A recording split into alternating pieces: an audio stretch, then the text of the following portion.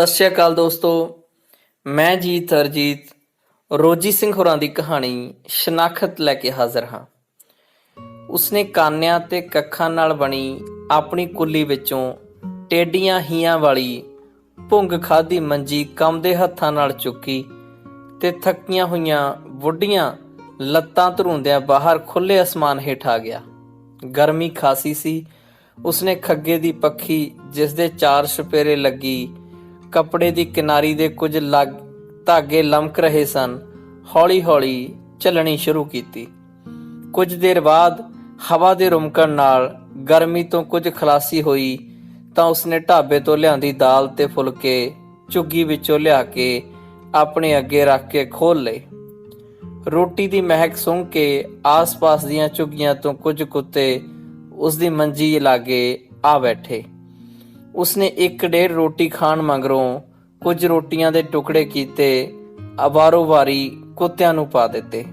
ਇੱਕ ਵਾਰ ਫੇਰ ਉਹ ਡਿੱਗਦਾ ਢਹਿੰਦਾ ਕੁੱਲੀ ਦੇ ਅੰਦਰ ਗਿਆ। ਸ਼ਾਮ ਦੇ ਕੁਸਮਸੇ ਅਤੇ ਕੁੱਲੀ ਅੰਦਰਲੇ ਹਨੇਰੇ ਵਿੱਚੋਂ ਆਪਣੀਆਂ ਕਮਜ਼ੋਰ ਨਜ਼ਰਾਂ ਤੇ ਕੰਮ ਦੇ ਹੱਥਾਂ ਨਾਲ ਉਸਨੇ ਗਲਾਸ ਭਰ ਕੇ ਮੱਟ ਵਿੱਚੋਂ ਪਾਣੀ ਪੀਤਾ ਤੇ ਇੱਕ ਗਲਾਸ ਭਰ ਕੇ ਬਾਹਰ ਮੰਜੀ ਤੇ ਆ ਪਿਆ। ਉਸਨੇ ਤਾਰਿਆਂ ਨਾਲ ਭਰੇ ਅਸਮਾਨ ਵੱਲ ਤੱਕਿਆ ਤੇ ਕਿਸੇ ਸੋਚ ਵਿੱਚ ਚਲਾ ਗਿਆ। ਥੋੜੀ ਰਾਤ ਲੰਘੀ।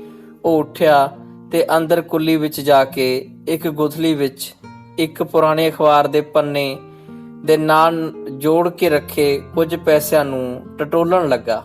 ਕੁਝ ਦੇਰ ਪੈਸੇ ਫਰੋਲਣ ਪਿੱਛੋਂ ਉਸਨੇ ਪਹਿਲਾਂ ਗੁਥਲੀ ਸੀਨੇ ਨਾਲ ਲਾਈ ਤੇ ਫਿਰ ਉੱਥੇ ਹੀ ਰੱਖ ਕੇ ਬਾਹਰ ਟੇਡੀਆਂ ਹੀਆਂ ਵਾਲੀ ਡੂੰਘੀ ਮੰਜੀ ਤੇ ਆਣ ਪਿਆ।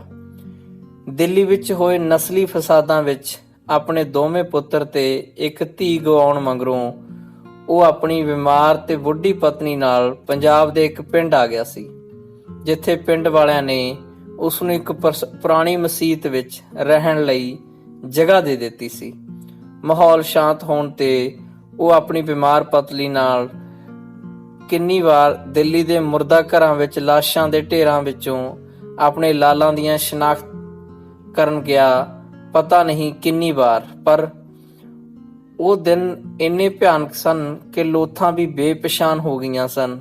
ਕੁਝ ਮਹੀਨਿਆਂ ਤੱਕ ਉਹ ਆਪਣੇ ਬੱਚਿਆਂ ਦੇ ਜਿਉਂਦੇ ਹੋਣ ਦਾ ਭਰਮ ਪਾਲਦਿਆਂ ਸਰਕਾਰੀ ਰਜਿਸਟਰਾਂ 'ਚ ਆਪਣੇ ਬੱਚਿਆਂ ਦੇ ਨਾਵਾਂ ਦਾ ਇੰਦਰਾਜ਼ ਕਰਵਾਉਂਦੇ ਰਹੇ, ਇਸ ਆਸਤੇ ਕਿ ਸ਼ਾਇਦ ਕਦੇ ਉਸਦੇ ਪੁੱਤਰ ਕਿਧਰੋਂ ਹਵਾ ਵਾਂਗ ਇੱਕਦਮ ਆ ਜਾਣ ਤੇ ਉਹਨਾਂ ਦੇ ਮੋਢਿਆਂ ਤੇ ਪਿਆ ਉਮਰਾਂ ਦਾ ਭਾਰ ਲਾ ਕੇ ਪਰਾਂ ਵਗਾ ਮਾਰਨ। ਇਸ ਆਸ ਵਿੱਚ ਪਤਾ ਨਹੀਂ ਕਿੰਨੇ ਵਰ੍ਹੇ ਲੰਘ ਗਏ। ਸਵੇਰ ਹੋਈ।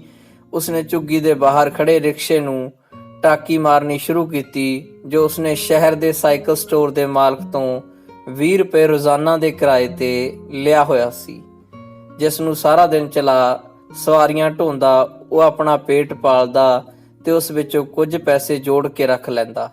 ਖੌਰੇ ਕਿਸ ਵਾਸਤੇ? ਟਾਕੀ ਮਾਰਦਿਆਂ ਉਸਦਾ ਧਿਆਨ ਰਿਕਸ਼ੇ ਦੇ ਪਿਛਲੇ ਪੈਂਚਰ ਹੋ ਚੁੱਕੇ ਟਾਇਰ ਤੇ ਪਿਆ।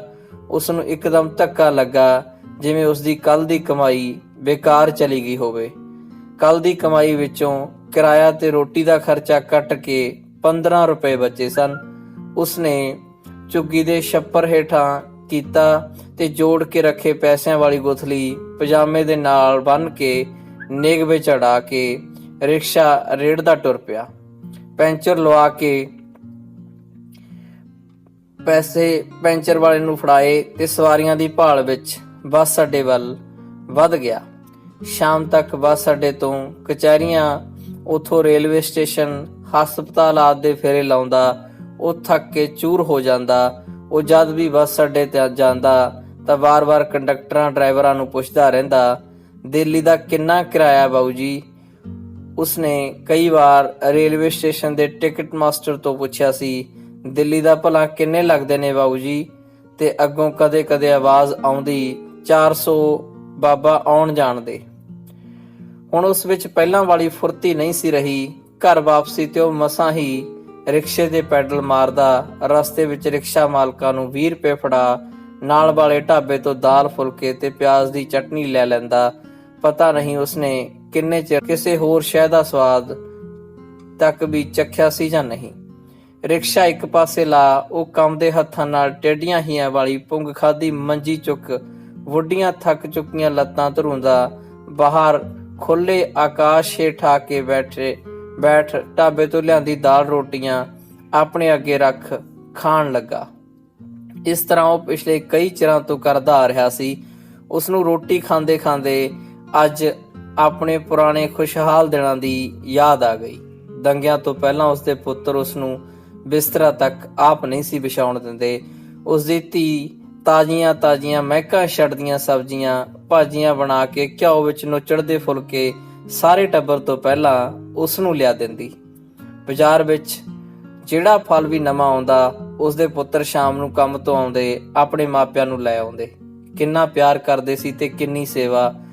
ਚਾਰ ਛੁਪੇਰੇ ਖੁਸ਼ੀਆਂ ਹੀ ਖੁਸ਼ੀਆਂ ਪਈਆਂ ਖੇਡਦੀਆਂ। ਦਿੱਲੀ ਵਿੱਚ ਉਹਨਾਂ ਦਾ ਕੰਮ ਸੀ ਬਿਜਲੀ ਦਾ ਸਮਾਨ ਬਣਾਉਣ ਦੀ ਇੱਕ ਦਰਮਿਆਨੀ ਜਿਹੀ ਦੁਕਾਨ। ਪੁੱਤਰ ਨੇਕ ਸਨ ਤੇ ਦੋਵਾਂ ਨੇ ਪਿਓ ਦੇ ਕੰਮ ਨੂੰ ਸੰਭਾਲਣ ਦੇ ਨਾਲ ਨਾਲ ਵਾਹਵਾ ਵਧਾ ਲਿਆ ਸੀ। ਘਰ ਵਿੱਚ ਹਰ ਸ਼ੈ ਉਪਲਬਧ ਸੀ। ਉਹ ਆਪਣੇ ਪਿਓ ਨੂੰ ਹੁਣ ਮਸਾਂ ਕੰਮ ਨਾ ਕਰਨ ਦਿੰਦੇ, ਕਿਉਂਕਿ ਜਦ ਉਹ ਪੰਜਾਬ ਤੋਂ ਆਪਣੀ 3 ਕਿੱਲੇ ਜ਼ਮੀਨ ਵੇਚ ਕੇ ਦਿੱਲੀ ਗਿਆ ਸੀ ਤਾਂ ਉਸਨੇ ਉਸਦੀ ਪਤਨੀ ਨੇ ਬੱਚਿਆਂ ਨੂੰ ਪੜ੍ਹਾਉਣ ਵਾਸਤੇ ਦਿਨ ਰਾਤ ਕਰਕੇ ਇੱਕ ਛੋਟੀ ਜਿਹੀ ਦੁਕਾਨ ਤੋਂ ਉਸਨੇ ਆਪਣੇ ਬੱਚਿਆਂ ਨੂੰ ਵੱਡਿਆਂ ਕੀਤਾ ਤੇ ਪੜ੍ਹਾਇਆ ਲਿਖਾਇਆ। ਉਸਦੇ ਪੁੱਤਰਾਂ ਨੇ ਉਸਦੀ ਦੁਕਾਨ ਨੂੰ ਵੱਡਾ ਰੂਪ ਦੇ ਦਿੱਤਾ ਸੀ। 2 ਪੁੱਤਰਾਂ ਤੇ ਇੱਕ ਧੀ ਨਾਲ ਉਹ ਆਪਣੇ ਸੰਸਾਰ ਵਿੱਚ ਖੁਸ਼ੀਆਂ ਹੰਢਾ ਰਿਹਾ ਸੀ। ਇੱਕ ਗੁਰਸਿੱਖ ਮੁੰਡੇ ਨਾਲ ਧੀ ਦੀ ਮੰਗਣੀ ਕਰ ਦਿੱਤੀ ਤੇ ਕੁਝ ਦਿਨਾਂ ਤੱਕ ਉਸਦਾ ਵਿਆਹ ਕਰਨਾ ਸੀ, ਪਰ ਇੱਕ ਦਿਨ ਹੱਸਦੇ ਵਸਦੇ ਘਰ ਨੂੰ ਹਨੇਰੇ ਨੇ ਆ ਦਬੋਚਿਆ। ਉਸਦੇ ਦੋਵੇਂ ਪੁੱਤਰ ਦੁਕਾਨ ਤੇ ਸਨ ਤੇ ਧੀ ਕਾਲਜ। ਫਿਰਕੂ ਤਸੱਬੀਆਂ ਦਾ ਹਜ਼ੂਮ ਉਸਦੇ ਨਾਲ ਨਾਲ ਕਈ ਹੋਰ ਪਰਿਵਾਰਾਂ ਤੇ ਕਹਿਰ ਢਾ ਰਿਹਾ ਸੀ। ਨੰਗੀਆਂ ਕਿਰਪਾਨਾਂ, ਦਾਤਰ, ਲੋਹਾ, ਦਾਗਦੀਆਂ ਬੰਦੂਕਾਂ ਇਨਸਾਨੀਅਤ ਨੂੰ ਤਾਰ-ਤਾਰ ਕਰ ਰਹੀਆਂ ਸਨ। ਹਰ ਤਰਫ ਜਿਵੇਂ ਅੱਗ ਲੱਗ ਗਈ। ਜਿਉਂਦੇ ਲੋਕਾਂ ਦੇ ਸੜਦੇ ਮਾਸ ਦੀ ਗੰਧ ਗਲੀਆਂ ਵਿੱਚ ਫੈਲ ਗਈ। ਨਾਲੀਆਂ ਵਿੱਚ ਲਾਲ ਰੰਗ ਦਾ ਪਾਣੀ ਵਹਿਣ ਲੱਗਾ। ਮੌਤ ਦਾ ਸਹਿਮ ਲੋਕਾਂ ਦੇ ਮਨਾਂ ਵਿੱਚ ਧੱਸ ਗਿਆ। ਜਦ ਉਸਦੇ ਗੁਆਂਢ ਰਹਿੰਦੇ ਇੱਕ ਭਲੇ ਹਿੰਦੂ ਪਰਿਵਾਰ ਨੇ ਉਸਨੂੰ ਤੇ ਉਸਦੀ ਪਤਨੀ ਨੂੰ ਆਪਣੇ ਮਕਾਨ ਅੰਦਰ ਸ਼ਰਨ ਦਿੱਤੀ, ਉਹਨਾਂ ਦਾ ਆਪਣਾ ਘਰ ਉਹਨਾਂ ਦੀਆਂ ਅੱਖਾਂ ਮੂਹਰੇ ਸੁਆਹ ਹੋ ਚੁੱਕਾ ਸੀ। ਗੁਆਂਢੀਆਂ ਨੇ ਉਹਨਾਂ ਨੂੰ ਕਿਸੇ ਹੀਲੇ ਸਟੇਸ਼ਨ ਤੱਕ ਪਹੁੰਚਾਇਆ। ਉਦੋਂ ਤੱਕ ਉਸਦੀ ਪਤਨੀ ਆਪਣੀ ਔਲਾਦ ਦੇ ਫਿਕਰ ਵਿੱਚ ਗੁੰਮ ਹੋ ਚੁੱਕੀ ਸੀ। ਆਪਣਾ ਪਰਿਵਾਰ, ਘਰ-ਬਾਰ ਸਭ ਕੁਝ ਗੁਆ ਕੇ ਪੰਜਾਬ ਪੁੱਜੇ ਤਾਂ ਉਸਨੂੰ ਇਹ ਧਰਤੀ ਵੀ ਬੇਗਾਨੀ ਜਿਹੀ ਜਾਪੀ, ਕਿਉਂਕਿ ਜੋ ਬਣਨ ਦੀ ਚਾਹ ਕਾਰਨ ਉਹ ਆਪਣੀ ਕੁਝ ਟੋਟੇ ਜ਼ਮੀਨ ਪਹਿਲਾਂ ਹੀ ਵੇਚ ਗਿਆ ਸੀ। ਹੁਣ ਉਹਨਾਂ ਦੇ ਪੱਲੇ ਸਿਸਕੀਆਂ ਤੋਂ ਸਿਵਾਏ ਕੁਝ ਨਹੀਂ ਸੀ। ਪਿੰਡ ਵਾਲਿਆਂ ਨੇ ਤਰਸ ਦੇ ਆਧਾਰ ਤੇ ਉਸਨੂੰ ਇੱਕ ਪੁਰਾਣੀ ਮਸੀਤ ਵਿੱਚ ਪਨਾਹ ਦੇ ਦਿੱਤੀ, ਜਿੱਥੇ ਉਹ ਆਪਣੀ ਬਿਮਾਰ ਗੁੰਮ ਹੋ ਚੁੱਕੀ ਪਤਨੀ ਨਾਲ ਦਿਨ ਕੱਟੀ ਕਰਦਾ ਰਿਹਾ। ਲੋਕਾਂ ਦੇ ਖੇਤਾਂ ਵਿੱਚ ਕੰਮ ਕਰਕੇ 2 ਵਕਤ ਦੀ ਰੋਟੀ ਮਿਲਦੀ। ਹਾਲਾਤ ਕੁਝ ਸੁਧਰਨ ਪਿੱਛੋਂ ਦਿੱਲੀ ਦੇ ਫੇਰੇ ਮਾਰ ਉਹਨਾਂ ਦਾ ਬਚਿਆ ਖੁਚਿਆ ਸਰਮਾਇਆ ਵੀ ਖਰਚ ਹੋ ਗਿਆ, ਜਿਸ ਵਿੱਚ ਉਸਦੀ ਪਤਨੀ ਦੀਆਂ ਵਾਲੀਆਂ, 2 ਚੂੜੀਆਂ ਤੇ ਉਸਦੇ ਆਪਣੇ ਹੱਥ ਪਾਈ ਮੁੰਦੀ ਸ਼ਾਮਲ ਸਨ, ਜੋ ਉਹਨਾਂ ਦਿੱਲੀ ਤੋਂ ਆਉਣ ਸਮੇਂ ਪਾਈਆਂ ਹੋਈਆਂ ਸਨ।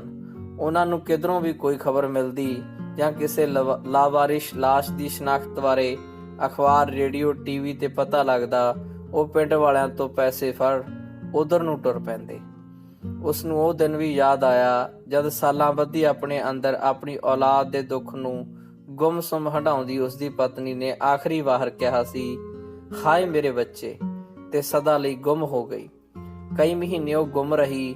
ਜਦ ਕੋਈ ਗੱਲ ਚੇਤੇ ਆਉਂਦੀ ਤਾਂ ਬਸ ਉਹਨਾਂ ਦੀਆਂ ਅੱਖਾਂ ਦੇ ਕੋਏ ਭਰ ਆਉਂਦੇ।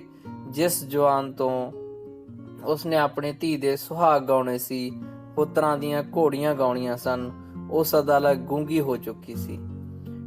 ਜਿਨ੍ਹਾਂ ਅੱਖਾਂ ਨੇ ਪੁੱਤਰਾਂ ਦੀ ਜਨ ਚੜ੍ਹਦੀ ਤੱਕਣੀ ਸੀ, ਉਹਨਾਂ ਅੱਖਾਂ ਨਾਲ ਉਸਨੇ ਮੌਤ ਦੇ ਅੰਗਿਆਰ ਤੱਕੇ ਸਨ।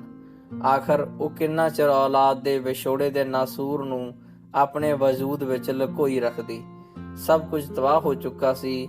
ਅੰਤਲੇ ਸਮੇਂ ਉਸਦੀ ਗੂੰਗੀ ਜ਼ੁਬਾਨ ਵਿੱਚੋਂ ਇੰਨਾ ਹੀ ਨਿਕਲਿਆ, ਹਾਏ ਮੇਰੇ ਬੱਚੇ। ਸੋਚਦਿਆਂ ਉਸਦੇ ਹੱਥ ਫੜੀ ਗਰਾਹੀ ਥੱਲੇ ਡਿੱਗ ਪਈ।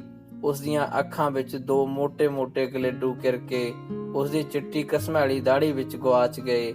ਆਸ-ਪਾਸ ਦੀਆਂ ਝੁੱਗੀਆਂ ਦੇ ਕੁੱਤੇ ਰੋਟੀਆਂ ਦੀ ਮਹਿਕ ਸੁੰਘ ਕੇ ਉਸ ਦੀ ਮੰਜੀ ਕੋਲ ਆ ਬੈਠੇ। ਉਸਨੇ ਰੋਟੀਆਂ ਦੇ ਟੁਕੜੇ ਕੀਤੇ ਤੇ ਬਾਰੋ-ਬਾਰੀ ਕੁੱਤਿਆਂ ਨੂੰ ਪਾ ਦਿੱਤੇ ਅਤੇ ਅੰਦਰੋਂ ਗਲਾਸ ਫੜ ਮੱਟ ਵਿੱਚੋਂ ਪਾਣੀ ਭਰ ਕੇ ਮੂੰਹ ਤੇ ਛਿੱਟੇ ਮਾਰ ਮੰਜੀ ਤੇ ਆ ਪਿਆ। ਉਹ ਅੱਜ ਜ਼ਿਆਦਾ ਹੀ ਬੇਚੈਨ ਲੱਗ ਰਿਹਾ ਸੀ। ਬਾਹਰ ਦੀ ਗਰਮੀ ਨਾਲ ਉਸਨੂੰ ਆਪਣੇ ਅੰਦਰ ਧੁਖਦੀ ਅੱਗ ਦਾ ਸੇਕ ਵਧੇਰੇ ਸਾੜ ਰਿਹਾ ਸੀ। ਆਪਣੇ ਅੰਦਰ ਵਸੀ ਤੜਪ, ਗਰਮੀ ਤੇ ਮੱਛਰਾਂ ਨਾਲ ਲੜਦਾ ਉਹ ਕੁਝ ਦੇਰ ਲਈ ਨੀਂਦ ਦੇ ਆਗੋਸ਼ ਵਿੱਚ ਚਲਾ ਗਿਆ। ਇੱਕ ਪਹਿਰ ਰਾਤ ਲੰਘਦਿਆਂ ਉਹ ਇੱਕਦਮ ਉੱਠਿਆ ਤੇ ਕੁੱਲੀ ਅੰਦਰ ਮੁੜਕੇ ਨਾਲ ਭਿੱਜੇ ਕੁੜਤੇ ਤੇ ਵੱਖੀ ਵਾਲੀ ਜੇਬ ਵਿੱਚੋਂ ਮੈਲੀ ਜਿਹੀ ਗੁਥਲੀ ਖੋਲੀ।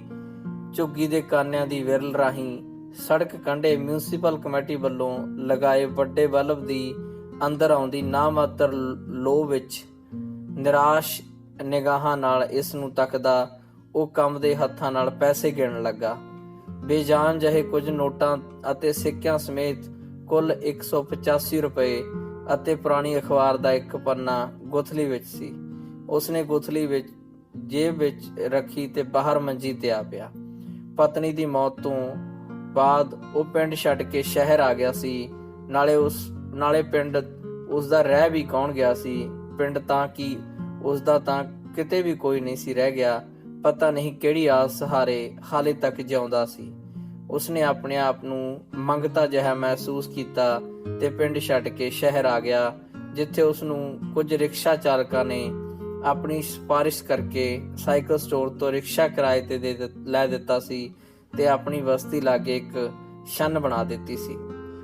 ਇੱਕ ਰਿਕਸ਼ੇ ਵਾਲਾ ਉਸਨੂੰ ਟੇਢੀਆਂ ਹੀਆਂ ਵਾਲੀ ਮੰਜੀ ਦੇ ਗਿਆ ਤੇ ਦੂਜਾ ਪਾਣੀ ਵਾਲਾ ਮੱਟ ਤੇ ਗਲਾਸ। ਉਸ ਦਿਨ ਤੋਂ ਉਹ ਰਿਕਸ਼ਾ ਚਲਾ ਆਪਣਾ ਪੇਟ ਪਾਲਦਾ। ਰਿਕਸ਼ੇ ਦਾ ਕਿਰਾਇਆ ਤੇ ਰੋਟੀ ਦਾ ਖਰਚਾ ਕੱਢ ਜੋ 5-10 ਰੁਪਏ ਬਚਦੇ ਉਸਨੂੰ ਆਪਣੀ ਗੋਥਲੀ ਵਿੱਚ ਸੰਭਾਲ ਲੈਂਦਾ। ਖੌਰੇ ਕਿਸ ਮਕਸਦ ਵਾਸਤੇ।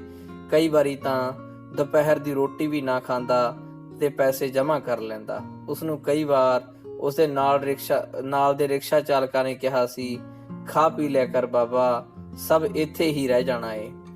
ਆਪਣੇ ਬੁੱਲਾਂ ਤੇ ਸੋਗੀ ਜਿਹੀ ਮੁਸਕਾਨ ਲਿਆ ਉਹ ਸਵਾਰੀਆਂ ਦੀ ਭਾਲ ਵਿੱਚ ਅੱਗੇ ਟੁਰ ਪੈਂਦਾ। ਅੱਜ ਉਹ ਸਵੇਰੇ ਕਾਹਲੀ ਉੱਠਿਆ ਤੇ ਝੁੱਗੀ ਵਿੱਚੋਂ ਧੋ ਕੇ ਰੱਖਿਆ ਇੱਕ ਸੂਟ ਪਾਇਆ, ਰੁਪਿਆਂ ਵਾਲੀ ਗੁਥਲੀ ਤੇ ਕੁਝ ਹੋਰ ਨਿੱਕ ਸੁੱਖ ਝੋਲੇ ਵਿੱਚ ਪਾ ਕੇ ਬਿਨਾਂ ਰਿਕਸ਼ਾ ਸਾਫ਼ ਕੀਤੇ ਟੁਰ ਗਿਆ, ਜਿਵੇਂ ਉਸਨੂੰ ਆਪਣੀ ਮੰਜ਼ਿਲ ਦਿਸ ਪਈ ਹੋਵੇ ਤੇ ਉਹ ਕਾਹਲੀ ਉੱਥੇ ਪਹੁੰਚ ਜਾਣਾ ਚਾਹੁੰਦਾ ਹੋਵੇ। ਬੱਸ ਅੱਡੇ ਤੋਂ ਸਿਵਲ ਹਸਪਤਾਲ ਤੇ ਫਿਰ ਰੇਲਵੇ ਸਟੇਸ਼ਨ ਤੱਕ ਆਉਂਦਿਆਂ ਉਸਨੇ 15 ਰੁਪਏ ਕਮਾ ਲਏ ਸਨ। ਰਿਕਸ਼ਾ ਇੱਕ ਪਾਸੇ ਖੜਾ ਕੇ ਟਿਕਟ ਖਿੜਕੀ ਦੇ ਮੁੱਗ ਤੋਂ ਕਾਫੀ ਪਰਾਂ ਬੈਠੇ ਬਾਊ ਨੂੰ ਪੁੱਛਿਆ, ਦਿੱਲੀ ਦਾ ਕਿੰਨਾ ਕਿਰਾਇਆ ਬਾਊ ਜੀ? ਅੱਗੋਂ ਕੜਕਦੀ ਆਵਾਜ਼ ਵਿੱਚ ਬਾਊ ਨੇ ਕਿਹਾ, 400 ਆਉਣ ਜਾਣ ਦੇ ਬਾਬਾ, ਕਿੰਨੀ ਵਾਰੀ ਪੁੱਛੇਗਾ? ਉਸਨੇ ਗੁਥਲੀ ਵਿੱਚੋਂ 185 ਰੁਪਏ ਤੇ ਹੁਣੇ ਕਮਾਏ 15 ਰੁਪਏ ਕੁੱਲ ਮਿਲਾ ਕੇ 200 ਰੁਪਏ ਬਾਊ ਵੱਲ ਵਧਾਉਂਦਿਆਂ ਕਿਹਾ, ਸਿਰਫ ਜਾਣ ਦੀ ਦੇ ਦਿਓ ਸਾਹਿਬ ਜੀ, ਵਾਪਸ ਨਹੀਂ ਆਉਣਾ ਬਜ਼ੁਰਗਾ, ਟਿਕਟ ਮਾਸਟਰ ਨੇ ਮਜ਼ਾਕ ਨਾਲ ਕਿਹਾ। ਉਸਨੇ ਹੱਸਦੇ ਨੇ ਜਵਾਬ ਦਿੱਤਾ, ਵਾਹਿਗੁਰੂ ਮਾਲਕ ਹੀ ਜਾਣਦਾ ਹੈ। ਟਿਕਟ ਲੈ ਕੇ ਉਹ ਸਟੇਸ਼ਨ ਅੰਦਰ ਬਣੇ ਬੈਂਚ ਉੱਤੇ ਆਣ ਬੈਠਾ। ਗੱਡੀ ਹਲੇ ਆਈ ਨਹੀਂ ਸੀ। ਬੈਠਾ ਉਹ ਕਿਸੇ ਸੋਚ ਵਿੱਚ ਗੁਆਚ ਗਿਆ। ਆਪਣੇ ਪੁਰਾਣੇ ਦਿਨਾਂ ਦਾ ਮੰਜ਼ਰ ਉਸਦੀਆਂ ਅੱਖਾਂ ਅੱਗੇ ਉਲੀਕਿਆ ਗਿਆ। ਉਸਨੂੰ ਦਿੱਲੀ ਦੀਆਂ ਗਲੀਆਂ ਰੰਗੀਨ ਨਜ਼ਰੀ ਪਈਆਂ। ਉਸਨੂੰ ਲੱਗਾ ਜਿਵੇਂ ਸ਼ਾਮ ਵੇਲੇ ਉਸਦੇ ਪੁੱਤਰਾਂ ਦੋਵਾਂ ਹੱਥਾਂ ਵਿੱਚ ਲਿਫਾਫੇ ਫੜੀ ਕਈ ਤਰ੍ਹਾਂ ਦੀਆਂ ਵਸਤਾਂ ਨਾਲ ਲੱਦੇ ਘਰ ਪਰਤਦੇ ਹੋਣ। ਉਸਨੂੰ ਲੱਗਾ ਜਿਵੇਂ ਉਸਦੀ ਧੀ ਤਾਜ਼ੀਆਂ ਮਹਿਕਾਂ ਛੱਡਦੀਆਂ ਸਬਜ਼ੀਆਂ ਭਾਜੀਆਂ ਬਣਾ, ਨਰਮ ਘਿਓ ਨੁਚੜਦੇ ਫੁਲਕੇ ਪਕਾ ਥਾਲੀ ਉਸਦੇ ਸਿਰਹਾਣੇ ਰੱਖ ਗਈ ਹੋਵੇ। ਕਿੰਨੀ ਦੇਰ ਉਹ ਬੁੱਤ ਬਣ ਬੈਂਚ ਤੇ ਬੈਠਾ ਰਿਹਾ। ਸਿਰ ਬੰਨੀ ਮੈਲੇ ਚਿੱਟੇ ਰੰਗ ਦੀ ਪੱਗ ਵਿੱਚੋਂ ਕੁਝ ਕੁ ਸਫੈਦ ਵਾਲ ਲਮਕ ਰਹੇ ਸਨ। ਗੱਡੀ ਖੌਰੇ ਕਿੰਨੇ ਚਿਰ ਦੀ ਆਣ ਖਲੋਤੀ ਸੀ। ਟੁਰਨ ਤੋਂ ਪਹਿਲਾਂ ਡਰਾਈਵਰ ਨੇ ਆਖਰੀ ਵਾਰ ਗੱਡੀ ਦਾ ਹਾਰਨ ਵਜਾਇਆ। ਮੁਸਾਫਰ ਕਾਹਲੀ ਨਾਲ ਗੱਡੀ ਵੱਲ ਵਧੇ। ਨਾਲ ਬੈਠੇ ਮੁਸਾਫਰ ਨੇ ਉਸਨੂੰ ਹਲਾਉਂਦਿਆਂ ਕਿਹਾ, ਜਾਣਾ ਨਹੀਂ ਬਾਬਾ। ਮੁਸਾਫਰ ਦੇ ਹੱਥ ਲਾਉਂਦਿਆਂ ਹੀ ਉਹ ਬੈਂਚ ਤੇ ਲੁੜਕ ਗਿਆ। ਉਸਦੀਆਂ ਅੱਖਾਂ ਖੋਲੀਆਂ ਨੂੰ ਇੱਕ ਪੁਲਿਸ ਵਾਲੇ ਨੇ ਬੰਦ ਕੀਤਾ। ਸਟੇਸ਼ਨ ਤੇ ਭੀੜ ਇਕੱਠੀ ਹੋ ਗਈ। ਲਾਸ਼ ਦੀ ਸ਼ਨਾਖਤ ਲਈ ਬਾਬੇ ਦਾ ਝੋਲਾ ਫਰੋਲਿਆ ਗਿਆ ਜਿਸ ਵਿੱਚ ਨਿੱਕ ਸੁੱਕ ਤੋਂ ਇਲਾਵਾ ਇੱਕ ਮੈਲੀ ਜਿਹੀ ਗੁਥਲੀ ਵਿੱਚ ਪੁਰਾਣੇ ਅਖਬਾਰ ਦਾ ਪੰਨਾ ਵੀ ਸੀ, ਜਿਸ ਤੇ ਇਸ਼ਤਿਹਾਰ ਦਿੱਤਾ ਗਿਆ ਸੀ, ਦੰਗਿਆਂ ਦੌਰਾਨ ਮਾਰੇ ਗਏ ਲੋਕਾਂ ਦੀ ਸ਼ਨਾਖਤ ਦਾ ਮੁਰਦਾ ਘਰਾਂ ਵਿੱਚ ਆਖਰੀ ਮੌਕਾ। ਇਸ ਤੋਂ ਬਾਅਦ ਇਹਨਾਂ ਦਾ ਸੰਸਕਾਰ ਕਰ ਦਿੱਤਾ ਜਾਵੇਗਾ। ਧੰਨਵਾਦ ਦੋਸਤੋ। ਕਹਾਣੀ ਤੁਹਾਨੂੰ ਕਿਸ ਤਰ੍ਹਾਂ ਦੀ ਲੱਗੀ, ਇਸ ਬਾਰੇ ਆਪਣਾ ਪ੍ਰਤੀਕਰਮ ਕਮੈਂਟ ਬਾਕਸ ਦੇ ਵਿੱਚ ਜ਼ਰੂਰ ਦਿਓ। ਸਤਿ ਸ਼੍ਰੀ ਅਕਾਲ। ਚੌਹਾਨ ਇੰਟਰਟੇਨਮੈਂਟ ਤੁਹਾਡਾ ਆਪਣਾ, ਤੁਹਾਡੇ ਲਈ।